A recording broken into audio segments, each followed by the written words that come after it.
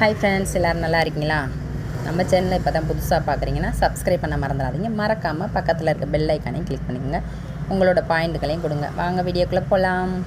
நம்ம இன்றைக்கி போயிருக்க இடம் என்னென்னு பார்த்தீங்கன்னா குருவித்துறையில் குரு பகவான் கோவில் போயிட்டு வர்றது ரொம்ப சிறப்பு அப்படின்னு சொன்னாங்க.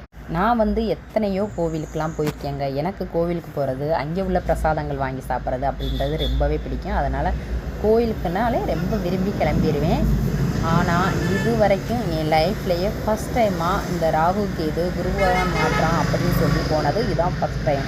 நான் எல்லோரும் சொல்லும் போதெல்லாம் நிறைய டைம் நினச்சிருக்கேன், என்ன நம்ம போய் தெய்வத்திட்ட நம்மளோட குறைய சொன்னோம்னா தெய்வத்துக்கு தெரியாத ஒன்றா நம்ம போய் தனியாக பரிகாரங்கள் இந்த மாதிரிலாம் செய்கிறது, பூஜை அப்படின்லாம் நிறையாவே நான் யோசிச்சிருக்கேன். ஆனால் இப்போ அதை உண்மைன்றதை நிறையா என்னையை உணர வச்சுருக்காங்க.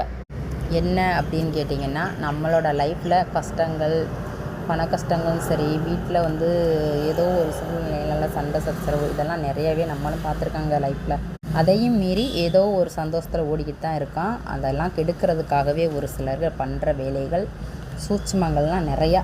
இதையும் தாண்டி கடவுள் என்னை நல்லபடியாக ஓட வைப்பார் அப்படின்ற நம்பிக்கை எனக்கு நிறையவே இருக்குது. குரு பகவான் கோயில் போயிட்டு நல்லபடியாக தரிசனம் முடிச்சுட்டு அங்கேருந்து பார்த்திங்கன்னா வர்ற வழியில் அந்த ஆற்று அதை உள்ள சுற்று வட்டாரங்கள்லாம் அவ்வளோ சூப்பராக இருந்துச்சு. அதையும் ஒரு வீடியோ கவர் பண்ணிவிட்டு அப்படியே திருவேடகம் சாய்பாபா கோயிலையும் நல்லபடியாக தரிசனம் முடிச்சுட்டு வந்தாச்சுங்க.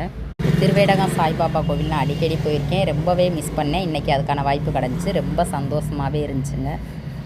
எல்லாரோட வாழ்க்கையும்